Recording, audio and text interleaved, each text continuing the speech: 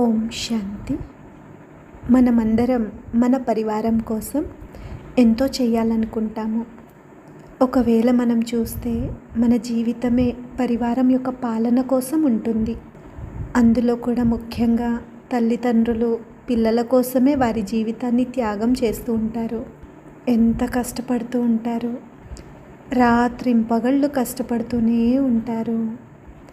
ఇంటి దగ్గర పనిచేస్తారు, పని చేసే దగ్గర కూడా పని చేస్తూనే ఉంటారు. ఎవరైనా అడిగారనుకోండి, ఇంతగానం ఎందుకు కష్టపడుతున్నారు అంటే పిల్లల కోసమే కష్టపడుతున్నాము అని అంటారు. ఒకటే లక్ష్యం, పిల్లల కోసమని. మరి తల్లిదండ్రులు పిల్లలకి ఏమి ఇవ్వాలనుకుంటున్నారు? మా పిల్లలు ఎప్పుడు సంతోషంగా ఉండాలని కోరుకుంటారు. ఎల్లప్పుడూ ఆరోగ్యంగా ఉండాలి అనుకుంటారు. పిల్లలు ఏ కార్యం చేసినా అందులో విజయవంతం కావాలనే కోరుకుంటారు. కానీ ఒక్క క్షణం సాక్షి అయి చూద్దాము. పిల్లలు ఆరోగ్యంగా ఉండాలి, ఆనందంగా ఉండాలి, విజయవంతంగా ఉండాలి. దానికోసం తల్లిదండ్రులుగా పాలన ఇవ్వటం, పాలన చేయటము అంటే ఇక్కడ రెండు ఉన్నాయి. హ్యూమన్ బీయింగ్ అంటే హ్యూమస్ అంటే మట్టి, మరియు బీయింగ్ అంటే ఆత్మ. మట్టితో తయారైన ఈ శరీరము మరియు ఆత్మ. ఇప్పుడు మీ బిడ్డని ముందుకు తీసుకురండి. మీ బిడ్డ అంటే ఆత్మ మరియు శరీరం రెండు కలిపి ఉన్నాయి. మీరిప్పుడు దేని పాలన చేయాలి?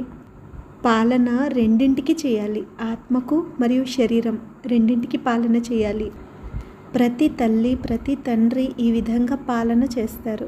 ఆత్మ మరియు శరీరం రెండింటి యొక్క పాలన చేస్తారు. కానీ అప్పుడప్పుడు మనకి ఏదైతే కనిపిస్తుందో అది కనిపించే దానిపైన చాలా ఫోకస్ పోతుంది. కనిపించని ఆత్మ మీద అసలు అటెన్షన్ పోదు. ఒక్కొక్కసారి ఒకటేమో శారీరకంగా పాలన, రెండవదేమో ఆత్మకు పాలన. శరీరానికి పాలన అంటే మంచి ఇల్లు ఇస్తాము, మంచి భోజనం ఇస్తాము, మంచి పోషకాహారం ఇస్తాము. వాళ్ళకి ఏది అవసరమో అదే మీరు చేసి తినబెడతారు. వాళ్ళకి ఏది తింటా అంటే అది ఎప్పుడంటే అప్పుడు ఎంత అటెన్షన్ పెడతారు. మీ బిడ్డకు మంచి పోషకాహారం లభించాలి అని అనుకుంటారు. పొద్దున లేవడం టైంకి లేవాలి, మంచి స్కూల్కి వెళ్ళాలి. ఏ తల్లిదండ్రులైనా తన కెపాసిటీని మించి మంచి ఎడ్యుకేషన్ పిల్లలకు ఇస్తారు, ఇవ్వడానికి సంపూర్ణ ప్రయత్నం చేస్తారు. కరికులర్ యాక్టివిటీస్లోకి కూడా పంపిస్తారు. ఎందుకంటే బెస్ట్ ఎడ్యుకేషన్తో పాటు బెస్ట్ కరికులర్ యాక్టివిటీస్ కూడా ఉంటే భవిష్యత్తులో మంచి ప్రాప్తి ఉంటుంది అని. ఇలా మంచి ఇంటెన్షన్ ఉంది. కానీ ఇదంతా పాలన దేనిది? ఏదైతే మన కంటికి కనిపిస్తుందో శరీరానికి పాలన ఇస్తున్నాము. శరీరం యొక్క ఆరోగ్యం మనకు కనిపిస్తుంది. స్కూల్ యొక్క చదువు కూడా కనిపిస్తుంది. మున్ముందు వాళ్ళు ఎదిగిన తర్వాత ఏం చేస్తారో అది కూడా కనిపిస్తుంది. ఆ పని చేసిన తర్వాత వాళ్ళు ఏదైతే ప్రాప్తి పొందుతారో అది కూడా కనిపిస్తుంది.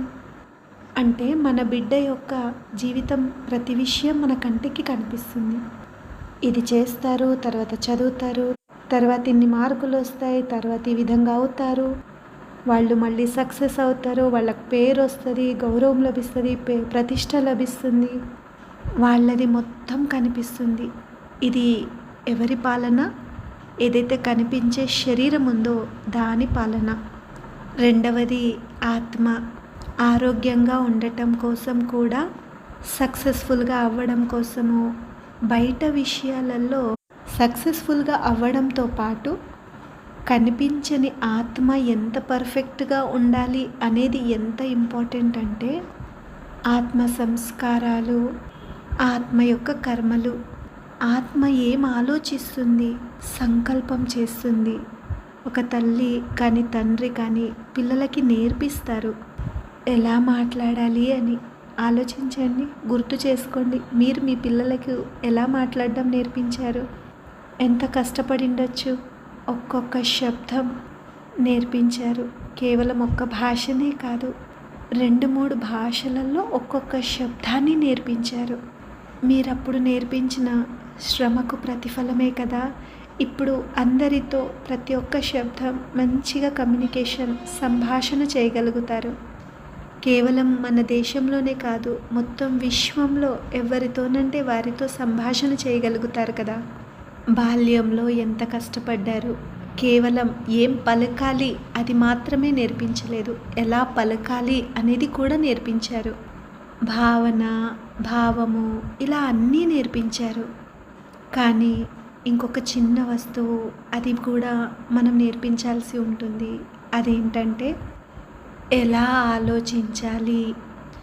మనం మాట్లాడడం నేర్పిస్తున్నాము, నడవడం నేర్పిస్తున్నాము, రాయటం, చదవటం కూడా నేర్పిస్తున్నాము, పని చేయటం కూడా నేర్పిస్తున్నాము. ఆలోచించడం, ఎలా ఆలోచించాలి, ఆలోచించే కళ. ఆలోచించడం పిల్లలకి ఎవరు నేర్పిస్తారు? తల్లిదండ్రులు నేర్పిస్తున్నారా? స్కూల్లో టీచర్స్ నేర్పిస్తున్నారా? లేక కాలేజ్లో నేర్పిస్తున్నారా ఎలా ఆలోచించాలి అని? ఎందుకంటే మనమేమనుకున్నామంటే ఆలోచించడం అంటే దానంతట అదే వచ్చేస్తుంది. పరిస్థితిని బట్టి, సమయాన్ని బట్టి, వ్యవహారాన్ని బట్టి ఆలోచన దానంతట అదే వస్తుంది. అందుకే అంటూ ఉంటాం కదా, ఆలోచనలు అట్లా వస్తూ ఉంటాయి అని. ఒకవేళ మనం పిల్లలకి సరి అయిన ఆలోచించే విధానం నేర్పిస్తే, సరిగ్గా ఆలోచించడం నేర్పించి మానసికంగా స్ట్రాంగ్గా చేస్తే, తల్లిదండ్రులు ఎంత కోరుకున్నా, ఎంత కష్టపడ్డా పిల్లల జీవితాల్లో అంతా పర్ఫెక్ట్గా ఉండాలి అని, ఏమాత్రం హెచ్చుతచ్చు రాకూడదు అని, కేవలం పర్ఫెక్ట్గానే ఉండాలి. పిల్లల హెల్తే కానీ, స్టడీయే కానీ, కెరియరే కానీ అంతా పర్ఫెక్ట్. వాళ్ళ సంబంధాలు కూడా పర్ఫెక్ట్. ఈ విధంగా ఇంటెన్షన్ అయితే చాలా బాగుంది. కానీ మనందరికీ తెలుసు ఎల్లప్పుడూ అన్ని విషయాలు పర్ఫెక్ట్గా ఉండవు అని. హెచ్చుతచ్చులు, గెలుపు ఓటమి, సంబంధాల్లో కూడా ఒక్కోసారి తిరస్కారము, ఒక్కోసారి స్వీకరించడము, ఇదంతా జీవితం యొక్క యాత్ర కదా. ఇందులో అనేక విషయాలు వస్తూ ఉంటాయి. ఒకవేళ మనం పిల్లల్ని స్ట్రాంగ్గా చేస్తే, శరీరాన్ని, నడవడికని స్ట్రాంగ్ చేయడంతో పాటు ఆత్మని కూడా మనం స్ట్రాంగ్ చేయగలిగితే, వారి జీవితంలో ఎటువంటి సందర్భం వచ్చినా కానీ వారు ఆ ప్రతి సందర్భంలో ఎమోషనల్గా స్ట్రాంగ్గా ఉండాలి. దానికోసం ఆత్మని పాలన చేయాల్సి ఉంటుంది. ఆత్మకు పాలన, ఆత్మనికి నరిష్మెంట్ ఇవ్వాల్సి ఉంటుంది, ఆత్మకి ఎనర్జీ ఇవ్వాల్సి ఉంటుంది. ఇది ప్రతి ఒక్క తల్లిదండ్రుల బాధ్యత. ఫస్ట్ ఆత్మ, శరీరము, తర్వాత చదువు. కానీ ఆత్మ యొక్క పాలన అంటే ఆలోచించే విధానం. మరియు రెండవది సరి అయిన నిర్ణయం తీసుకునే విధి. మూడవది శ్రేష్టమైన సంస్కారము. ఎందుకంటే ఆత్మలో 3 ఫ్యాకల్టీస్ ఉన్నాయి: మనసు, బుద్ధి మరియు సంస్కారము.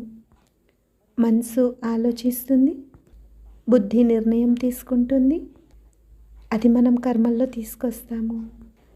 మరియు ఏ కర్మ అయితే మనం పదే పదే రిపీట్ చేస్తుంటామో అదే మనకు సంస్కారంగా ఏర్పడుతుంది. అయితే ఇప్పుడు మీరు మీ పిల్లల్ని చూడండి. పిల్లలు అంటే ఆత్మ. ఆత్మ ఆత్మ అంటే 3 రకాల పాత్రల్ని పోషిస్తుంది. ఆలోచిస్తుంది, నిర్ణయం తీసుకుంటుంది, ఆ తర్వాత సంస్కారం ఏర్పడుతుంది. ఈ మూడింటిని తల్లిదండ్రులు పాలన చేయాల్సి ఉంటుంది. పాలన చేయడము అంటే ఆత్మని ఎంత శక్తిశాలిగా తయారు చేయాలి అంటే, ఆ ఆత్మ ఆలోచించే ప్రతి ఆలోచన కరెక్ట్గా ఉండాలి. పరిస్థితి కరెక్ట్గా ఉండాలి అనేది ఇంపార్టెంట్ కాదు. తోడుండే మనుషులందరూ వారితో కరెక్ట్గా ఉండాలి అనేది ఇంపార్టెంట్ కాదు. ఎవరైనా ఏ విధంగా అయినా, ఎప్పుడైనా, ఎట్లనైనా వ్యవహరించవచ్చు. జీవితంలో ఏ విషయమైనా రావచ్చు, అనుకోకుండా ఏదైనా రావచ్చు. కానీ ప్రతి పరిస్థితిలో మీ పిల్లలు కరెక్ట్గా ఆలోచించాలి. ప్రతి పరిస్థితులలో వారు వారి కర్మల్ని చెక్ చేసుకోగలగాలి. ఎల్లప్పుడూ కరెక్ట్ నిర్ణయం తీసుకోగలగాలి. కర్మ యొక్క భవిష్యత్తుని చూసి కరెక్ట్ నిర్ణయం తీసుకోగలగాలి. కేవలం వర్తమానమే కాదు, ఆ కర్మ యొక్క భవిష్యత్తుని కూడా కరెక్ట్గా ఆలోచించి నిర్ణయం తీసుకొని కర్మల్లోకి వస్తే అప్పుడు శ్రేష్ఠ సంస్కారాలు తయారవుతాయి. ఇదే ప్రతి పేరెంట్ కోరుకుంటారు కదా. ప్రతి తల్లిదండ్రులు కోరుకునేది పిల్లలు సంతోషంగా ఉండాలి అని, శాంతిగా ఉండాలి అని, వివేకవంతంగా అవ్వాలి అని, పావనంగా ఉండాలి అని, శక్తివంతంగా ఉండాలి అని. మరి ఇవన్నీ ఆత్మ యొక్క ఒరిజినల్ సంస్కారాలు కదా. అయితే శరీరం యొక్క పాలన అయితే అందరూ చేస్తారు, కెపాసిటీని మించి చేస్తారు. అయితే ఇప్పుడు మీరు కొంచెం శరీరంతో పాటు ఆత్మ యొక్క పాలన కూడా చేయాలి. ఆత్మ యొక్క పాలన అంటే ఆత్మకు శ్రేష్ఠ సంస్కారాలు ఎప్పటి నుండి మొదలవుతాయి? మొట్టమొదట పిల్లలకి సంస్కారం వచ్చేది గర్భంలో. అందుకే గర్భ సంస్కారము అని అంటారు. అందుకనే తల్లి పాత్ర ఎంత ముఖ్యమైనది. అందుకే అంటారు స్త్రీ సమాజాన్ని ఉద్ధరించడానికి తాళం చెవి. ఎందుకలా అంటారు? ఒక స్త్రీ సమాజంలో మార్పుని తీసుకురాగలుగుతుంది. ఎందుకంటే ఒక నారియే కదా, ఒక స్త్రీయే కదా జన్మనిస్తుంది. జన్మ ఇచ్చేటప్పుడు ఆ బిడ్డలో సంస్కారాన్ని స్థాపన చేయగలుగుతారు. ఎందుకంటే మొట్టమొదట సంస్కారము గర్భంలోనే తయారవుతుంది. గర్భ సంస్కారము అంటే ఒక బిడ్డ యొక్క జీవితాంతం యొక్క వ్యక్తిత్వాన్ని నిర్మాణం చేయగలుగుతుంది. గర్భంలో బిడ్డ యొక్క శరీరం తయారవుతుంది. ఆ శరీరం యొక్క ఆరోగ్యం కోసం మనం చాలా అటెన్షన్ పెడతాము. కానీ ఆ శరీరంతో పాటు ఆత్మ యొక్క సంస్కారం తయారవుతుంది గర్భం లోపట. కేవలం ఒక దృశ్యం చూద్దాము. ఆత్మ గర్భంలో ఎప్పుడైతే ప్రవేశిస్తుందో ఆ ఆత్మ ఎక్కడి నుండి వస్తుంది? మనందరికీ తెలుసు, ఆత్మ అజర్, అమర్, అవినాశి ఉంది. అంటే ఎక్కడో ఒక దగ్గర ఆత్మ ఒక శరీరం అనే డ్రెస్ని వదిలేసి ఇక్కడ ఈ గర్భంలో ప్రవేశించేస్తుంది. అంటే ఇప్పుడు ప్రవేశించిన ఆత్మ ఫ్రెష్గా క్లీన్గా ఉన్న సీడీ లాంటి ఆత్మ కాదు.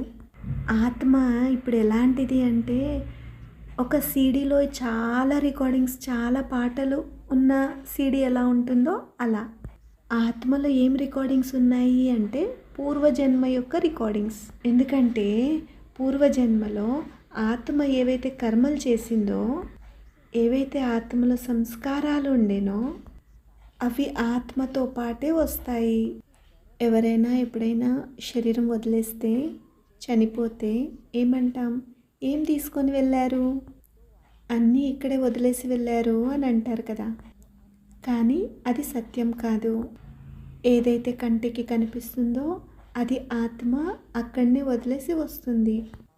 కానీ ఏదైతే కనిపించదో అంటే కర్మ మరియు సంస్కారము, అవి ఆత్మ పైన చాలా పాటల రికార్డింగ్ ఉన్నట్లుగా రికార్డింగ్స్ ఉంటాయి. అలా ఎన్నో జన్మల ఎన్నో సంస్కారాల రికార్డింగ్స్తో ఆత్మ తల్లి గర్భంలో ప్రవేశిస్తుంది. అంటే ఒక బిడ్డ దగ్గర ఏదైతే పవర్ఫుల్ సంస్కారాల యొక్క రికార్డింగ్ ఉంటుందో అది ఆ బిడ్డ వేరే శరీరం వదిలేసి వచ్చేటప్పుడు ఆ సంస్కారాన్ని తీసుకొని వస్తున్నారు. రెండవ సెట్ సంస్కారాలది ప్రతి ఆత్మకు లభిస్తుంది. అవేంటివంటే తల్లిదండ్రుల సంస్కారము. అందరికంటే ముఖ్యమైనది తల్లి యొక్క సంస్కారమే. ఎందుకు తల్లి యొక్క సంస్కారమే వస్తుంది? ఎందుకంటే ఎప్పుడైతే గర్భంలో ఆ ఆత్మ ఉంటుందో, ఏ విధంగా అయితే తల్లి శరీరం ఉందో ఆ శరీరంలో ఇప్పుడు 2 ఆత్మలు ఉన్నాయి. తల్లి ఆత్మ ఒకటైతే బిడ్డ ఆత్మ ఇంకొకటి. అంటే ఒకటే శరీరంలో 2 ఆత్మలు ఉన్నాయి. ఆ తల్లి ఏదైతే ప్రతి ఒక్క సంకల్పం చేస్తుందో, ప్రతి భావన తనవి ఏవైతే ఉంటాయో, ప్రతి ఇమోషన్, ప్రతి ఫీలింగ్, ప్రతి మాట ఏదైతే తను మాట్లాడుతుందో, ప్రతి కర్మ ఏదైతే తల్లి చేస్తుందో, ఏదైతే చదువుతుందో, వింటుందో, చూస్తుందో, తింటుందో, తాగుతుందో, ఏదైతే తల్లి స్వీకరిస్తుందో ప్రతి ఒక్కటి ఆలోచించడం, తినడం, తాగడం, చూడటం, చదవటం, వినటం వీటన్నింటి యొక్క ప్రభావం, వీటన్నిటి యొక్క వైబ్రేషన్స్ బిడ్డ ఆత్మకు చేరుతుంది. అందుకనే గర్భ సంస్కారము అని అంటారు. ఇప్పుడే ఆ కొత్త ఆత్మ శరీరంతో అటాచ్మెంట్ ఉండదు, ఇంకా డిటాచ్డ్గానే ఉంటుంది. అలాంటి సమయంలో క్యాచింగ్ పవర్ ఇంకెక్కువగా పనిచేస్తుంది. తల్లిదండ్రులు ఎల్లప్పుడూ పిల్లలకి సంస్కారమే ఇవ్వడానికి ప్రయత్నం చేస్తారు, కానీ ఈజియెస్ట్ టైం పిల్లలకి మంచి సంస్కారం ఇవ్వడం ఎప్పుడు అంటే అది గర్భంలోనే. పేరెంట్స్ అంటే తల్లి మరియు తండ్రి ఇద్దరి సంస్కారాల యొక్క ప్రభావం పడుతుంది, కానీ తల్లి యొక్క ప్రభావం ఎక్కువ పడుతుంది. ఎందుకంటే 9 నెలలు 24 గంటలు ఆ బిడ్డ ఆత్మ తల్లి ఆత్మతో కలిసి ఉంటుంది. అందుకని ఆ 9 నెలలు ప్రతి స్త్రీ చాలా అటెన్షన్ పెట్టాల్సి ఉంటుంది. ఆ 9 నెలల కోసం ఫస్ట్ నుండే కొంచెం అటెన్షన్ పెట్టాల్సి ఉంటుంది. ఎందుకంటే ఆల్ ఆఫ్ అ సడన్గా సంస్కారం మార్చుకోమంటే మార్చుకోవడం కష్టమవుతుంది కదా. అంటే ప్రతి ఒక్కరు గుర్తుంచుకోవాలి, మన బాధ్యత అంటే ఒక కొత్త వ్యక్తిత్వాన్ని తయారు చేస్తున్నాము అని. కేవలం శరీరాన్ని కాదు తయారు చేసేది, ఒక వ్యక్తిత్వాన్ని, ఒక సంస్కారాన్ని తయారు చేస్తున్నట్లు. ఒకవేళ తల్లి శాంతిగా ఉంటే, నిర్భయంగా ఉంటే, సంతోషంగా ఉంటే, శక్తిశాలిగా ఉంటే, సెల్ఫ్ రెస్పెక్ట్ చాలా స్ట్రాంగ్గా ఉంటే, తనకి ఎవరితో ద్వేషం అనేది ఉండదు, ఈర్ష్య అనేది ఉండదు, వేరే వాళ్ళతో పొంతన పెట్టుకోదు, సమాజం ఏమంటదో అని దాని యొక్క ప్రభావం కూడా మన మీద ఉండకపోతే, కర్మలని వ్యవహారాన్ని స్వయం చెక్ చేసుకుంటే, ఇలాంటివన్నీ సంస్కారాలు గర్భంలో బిడ్డకు కలుగుతూ ఉంటాయి. అంటే ఆ 9 నెలలు ఒక తల్లిగా చాలా అటెన్షన్ పెట్టాల్సి ఉంటుంది. మీరేది తిన్నా, తాగినా, చూసినా, విన్నా, మాట్లాడినా మీ బిడ్డ యొక్క సంస్కారం తయారవుతుంది అని. అంటే చాలా టీవీ చూడటం, మూవీస్ చూడటము, సోషల్ మీడియాతో చాలా పొందడము, స్క్రీన్తో చాలా సమయం ఉండటము, టెక్నాలజీ, ఫోన్స్, ఐప్యాడ్స్. చాలామంది పేరెంట్స్ అంటూ ఉంటారు, మా పిల్లలు ఫోన్ లేకుండా, టీవీ లేకుండా, ఐప్యాడ్ లేకుండా కనీసం భోజనం కూడా చెయ్యరు అని. కొడుకు స్క్రీన్ లేకుండా భోజనం కూడా చేయడు. ఇప్పుడు ఆలోచించండి, ఆ సంస్కారము ఆ బిడ్డకు ఎప్పుడు నిండింది? ఈ సంస్కారం ఎప్పుడు ఆ బిడ్డకు చేరింది? ఆ సంస్కారం ఎందుకు వచ్చింది అంటే ఆ బిడ్డ పేరెంట్స్ కూడా స్క్రీన్ లేకుండా భోజనం చెయ్యరు. ఒకవేళ తల్లిదండ్రులు టీవీ చూస్తూనే భోజనం చేస్తారు, పేరెంట్స్ ఒకవేళ భోజనం చేస్తూ ఫోన్ చూస్తూ ఉన్నారనుకోండి, అలాంటప్పుడు పిల్లలకు గర్భంలోనే ఆ సంస్కారము ఏర్పడుతుంది. అందుకని గర్భ సంస్కారం యొక్క అటెన్షన్ చాలా చాలా చాలా పెట్టాలి. ఒక తల్లి గర్భం ఉన్నప్పుడు ఏం తింటుంది, ఏం వింటుంది, ఏం మాట్లాడుతుంది, ఏం ఆలోచిస్తుంది. ఒకవేళ గర్భంలో ఉన్నప్పుడు మీరు ఆధ్యాత్మిక చింతన, ఆధ్యాత్మిక చదివితే, మెడిటేషన్ చేస్తే, పరమాత్మ యొక్క జ్ఞానము, పవిత్రత, శుద్ధత, ఆ సాత్వికత తల్లి ద్వారా ఆ బిడ్డ స్వీకరిస్తే, ఆ బిడ్డ సంస్కారము మెడిటేషన్ పద్ధతిలో సంస్కారం ఏర్పడుతుంది. ఈ రోజుల్లో ఒక 15 నిమిషాలు మెడిటేషన్ చేసినా మనసుకి ఎంత శక్తి, ఎంత ప్రశాంతత అనుభూతి అవుతుంది.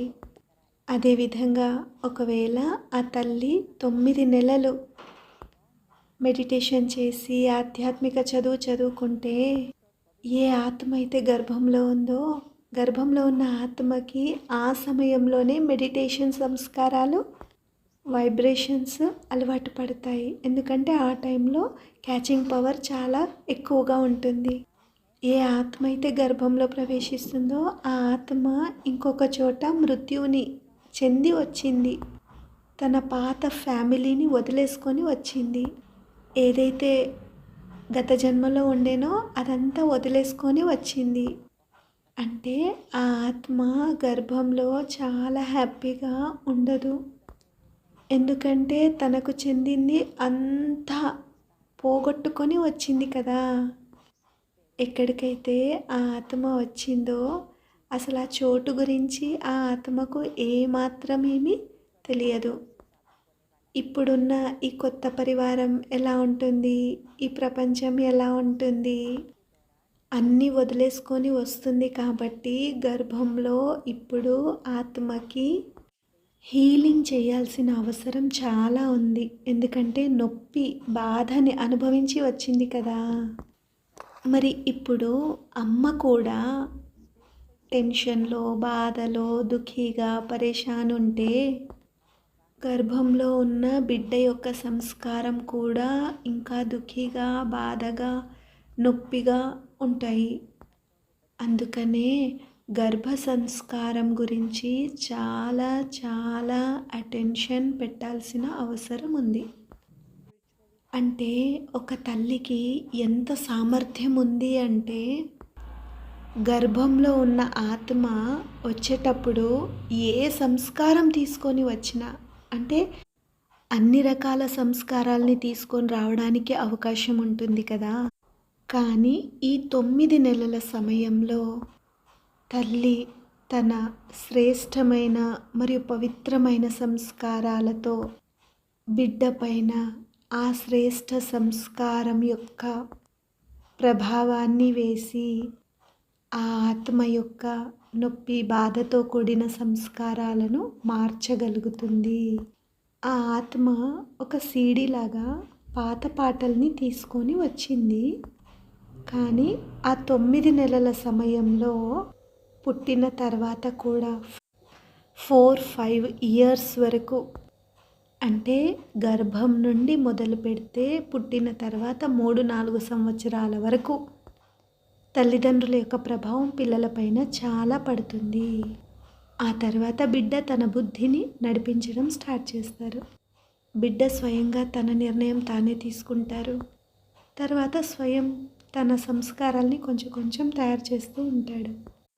అయినప్పటికీ తల్లిదండ్రుల యొక్క సంస్కారాల ప్రభావం పిల్లలపైన జీవితాంతం ఉంటుంది. కానీ ఒకటి ఉంటుంది కదా, సంస్కారాల యొక్క ప్రభావం ఎక్కువగా పడేది. అది గర్భంలో ఒకటి, తర్వాత పుట్టాక 3-4 ఇయర్స్ వరకు. అందుకని ఆ 9 నెలలున్నంత సమయం ఆ బిడ్డ గత జన్మలలో ఏ రికార్డింగ్స్, సంస్కారాల రికార్డింగ్స్ ఏది తీసుకొచ్చినప్పటికీ కూడా గర్భంలో తల్లి శ్రేష్టమైన పవిత్రమైన సంస్కారాల యొక్క రికార్డింగ్ చేయగలుగుతుంది. అందుకని గర్భంతో ఉన్నప్పుడు చాలా సంతోషంగా ఉండండి, మెడిటేషన్ చేస్తూ ఉండండి. ఆధ్యాత్మికంగా ఏమైనా పొద్దున సాయంత్రం తప్పకుండా చదవండి. భగవంతుడి యొక్క మహావాక్యాలు ఎంత స్వీకరించగలిగితే ఒకసారి మీరు విజువలైజ్ చేసి చూడండి.